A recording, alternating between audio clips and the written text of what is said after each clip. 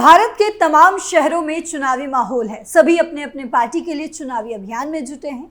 चुनावी दौर में आरोप और प्रत्यारोप का खेल होना आम बात है, लेकिन समस्या गंभीर तब हो जाती है जब किसी सांसद या किसी भी पार्टी के कार्यकर्ता पर अपने फायदे के लिए जानबूझकर किसी धर्म विशेष की ओर से जानलेवा हमला किया जाए। अब आप ये जरूर सोच रहे होंगे कि आखिर मैं ऐसा क्यों कह रही हूँ। दरअसल बीजेपी नेता और पूर्व सांसद नवनीत राणा पर चुनावी रैली के दौरान धर्म विशेष के द्वारा जानलेवा हमला किया गया। अल्लाहू अकबर के नारे लगाए गए और फिर उनको जान से मारने की कोशिश की गई। उन्होंने अपने सोशल मीडिया प्लेटफॉर्म पर इसकी जानकारी भी साझा की है। तो किस तरह एक चुनावी रैली ने ला दिया है नवनीत राणा की जिंदगी में टर्निंग पॉइंट, बताएंगे आपको अपने खास शो में। लेकिन उससे पहले अपने दर्शकों से एक सवाल पूछना चाहती हूँ। क्या लगता है आपको, जहां न जीत हार तय है, फिर भी लोग ऐसा करने से पहले एक बार नहीं सोचते? क्यों? सोचिएगा, फिर जवाब दीजिएगा। नमस्कार, आप देख रहे हैं कैपिटल टीवी का खास शो टर्निंग पॉइंट। मैं हूं आपके साथ पल्लवी सिंह।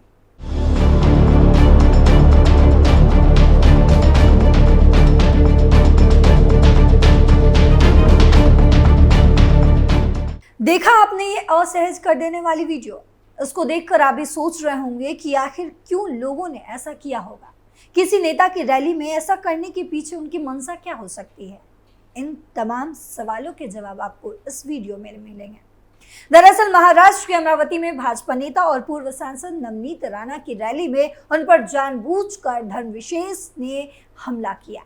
हालांकि इस हमले में वे बाल बच्ची हैं। नवनीत जब भाषण दे रही थी तब उन्हें गंदे इशारे किए गए, अल्लाहू अकबर के आपत्तिजनक नारे लगाए गए। इसके बाद भीड़ ने उन्हें गालियां देते हुए उन पर कुर्सियों से हमला करना शुरू कर दिया। इस मामले में पुलिस अज्ञात लोगों के मामला दर्ज कर चुके हैं और लोगों को गिरफ्तार भी कर रहे हैं। क्या है पूरा मामला? दरअसल नवनीत राणा अपने पति रवि राणा की युवा स्वाभिमान पार्टी के दरियापुर विधानसभा क्षेत्र से उम्मीदवार रमेश बुंडीली के समर्थन में रैली करने पहुंची थी। ये रैली खल्लार गांव में आयोजित की गई थी। घटना के बाद नवनीत राणा खल्लार पुलिस स्टेशन पहुंचकर शिकायत दर्ज करवाई। घटना के बाद इलाके में तनाव फैल गया।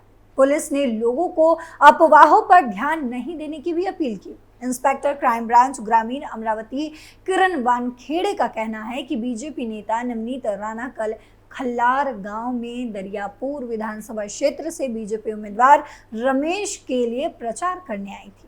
रैली के दौरान दोनों पक्षों के बीच विवाद हो गया। हमने नवनीत राणा की शिकायत पर मामला दर्ज कर लिया है। रिपोर्ट के मुताबिक पुलिस ने 40 से 50 अज्ञात लोगों के खिलाफ मामला दर्ज किया है। नवनीत राणा ने कहा, खल्लार में शांतिपूर्वक तरीके से प्रचार चल रहा था। जब मैं भाषण दे रही थी तो कुछ लोग दूर से इशारे और हूटिंग कर रहे थे। मैं अपना भाषण खत्म करने की कोशिश भी कर रही थी। जब मैं भाषण खत्म करके नीचे आई तब भी मैंने कोई प्रतिक्रिया नहीं दी। इसी बीच मुझे और मेरे कार्यकर्ताओं को देखकर उन लोगों ने अल्लाहू अकबर के नारे लगाए। इस घटना को लेकर नवनीत राणा ने अपने सोशल मीडिया प्लेटफॉर्म एक्स पर जानकारी साझा की है। उन्होंने क्या कुछ कहा है, पहले वो सुनिए। आज खल्लारमध्ये ज्या पद्धतीने आमची सभा चालू होती आणि खूप शांततेने आम्ही आमचा प्रचार करत होतो, पण भाषण करत असताना स्टेजवर जेव्हा मी उभी होती तर तिथून घाणेरडे इशारे करत होते आणि मी खूप शांततेने माझा भाषण निपटवण्याचा मी प्रयत्न करत होती। तिथून मला हुटिंग करत होते आणि जेव्हा मी खाली आली भाषण संपवलं तरी मी काही रिॲक्ट नव्हता केला। पण माझे कार्यकर्त्यांना पाहून मला पाहून जोरात अल्लाहू अकबर करायला लागले आणि मग मारायला जेव्हा माझ्या लोकांनी आजूबाजूनी सगळ्यांनी सांगितलं, देशमुखांनी, की बाई तुम्ही भाभीला काहीच म्हणू नका, ताईला काहीच बोलू नका, एवढा घाण शब्द यूज करू नका, तुम्ही मारून टाकणार म्हणून राहिले, काहीच बोलू नका। त्यांचं भाषण संपलं की आम्ही जाणार आहे आणि त्यांनी एवढंच म्हटलं फक्त की आम्ही जाणार आहे।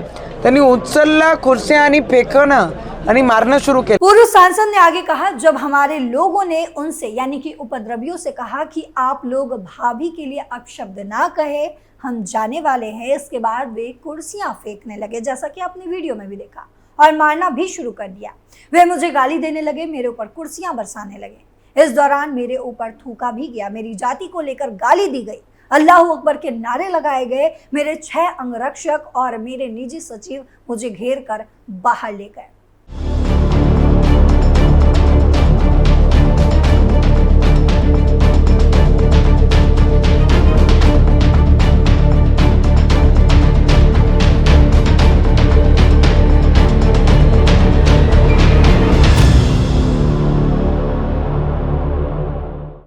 नवनीत राणा को मिली धमकी भरी चिट्ठी।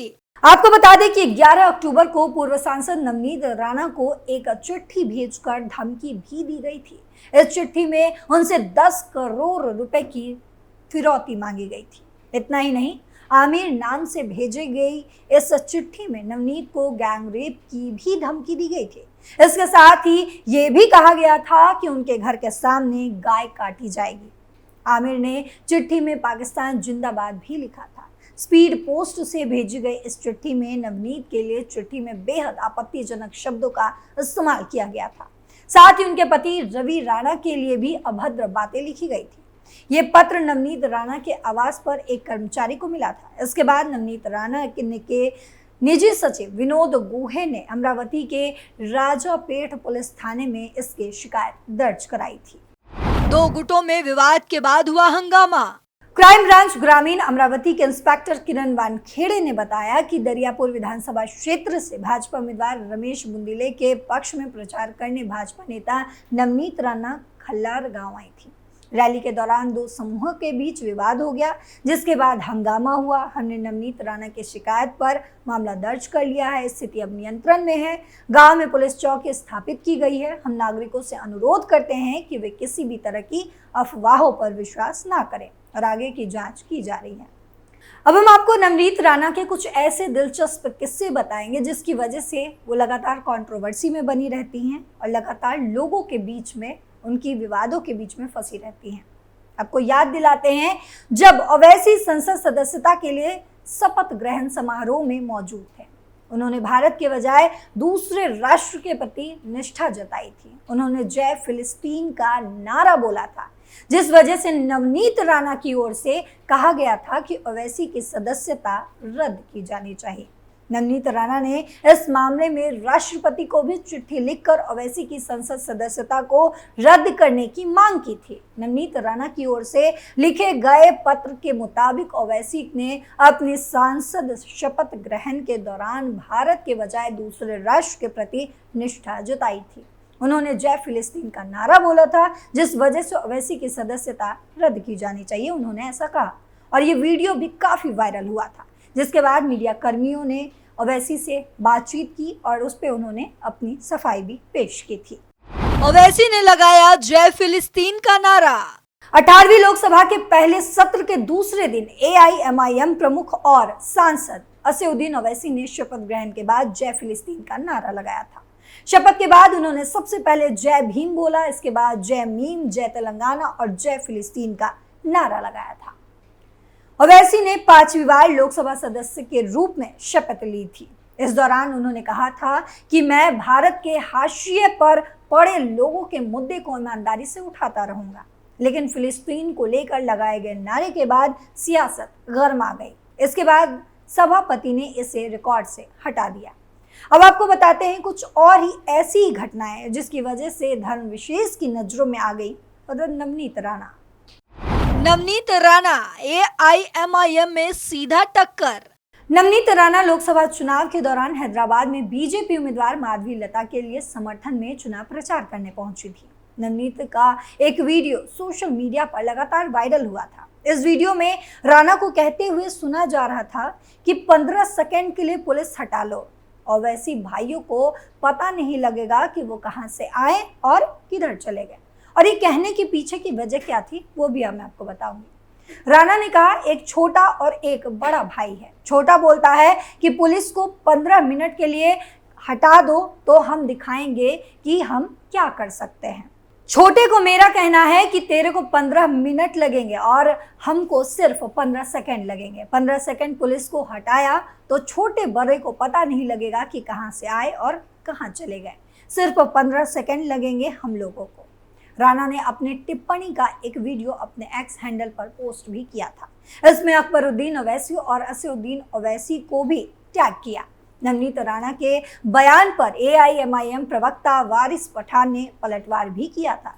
मीडिया कर्मियों से बातचीत में पठान ने कहा था कि बीजेपी के नेता चुनाव के दौरान इस तरह का बयान दे रहे हैं जो चुनाव आयोग के नियमों का उल्लंघन करता है।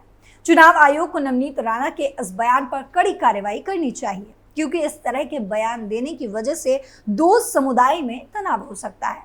वारिस ने चुनाव आयोग पर सवाल उठाया था और पूछा था कि नवनीत राणा पर चुनाव आयोग कब कार्रवाई करेगा और उन्हें कब जेल भेजेगा। वारिस पठान ने कहा था कि आए दिन इस तरह के बयान मुसलमानों के विरोध में दिए जाते हैं और बीजेपी नेताओं को मुसलमानों के विरोध में बयान देने में बहुत मजा आता है, लेकिन किसी पर भी कोई कार्रवाई नहीं होती है। वारिस पठान ने यह भी कहा था कि संविधान तो सबको बराबर अधिकार देता है, तो क्या यही सबके अधिकार है? कभी नवनीत राणा ओवैसी पर सवाल उठाती हैं तो कभी AIMIM प्रवक्ता वारिस पठान नवनीत राणा पर सवाल उठाते हैं, यानी कि दोनों एक दूसरे को एक काउंटर करते रहते हैं, एक दूसरे पर तंज कसते हुए नजर आए थे। अब आपको बता दें कि नवनीत राणा फिल्म अभिनेत्री से राजनेता बनी हैं। उन्होंने हिंदी, तेलुगु, कन्नड़, मलयालम और पंजाबी फिल्मों में काम किया है। साल 2014 में वे NCP की टिकट पर पहली बार अमरावती से लोकसभा चुनाव लड़ी थी, लेकिन जीत नहीं सकी। साल 2019 की बात करें तो साल 2019 में उन्होंने निर्दलीय चुनाव लड़ा और शिवसेना के दिग्गज नेता आनंद अडसूल को हराकर लोकसभा सांसद बनी। नवनीत काफी मुखर प्रवक्ता और वक्ता दोनों ही मानी जाती है। अब इस रिपोर्ट पर आपकी क्या राय है, कमेंट बॉक्स में जरूर बताते जाइएगा और मेरे सवाल का जवाब देना बिल्कुल मत भूलिएगा। फिलहाल टर्निंग पॉइंट में इतना ही। देश और दुनिया की तमाम खबरों के लिए देखते रहिए कैपिटल TV। नमस्कार।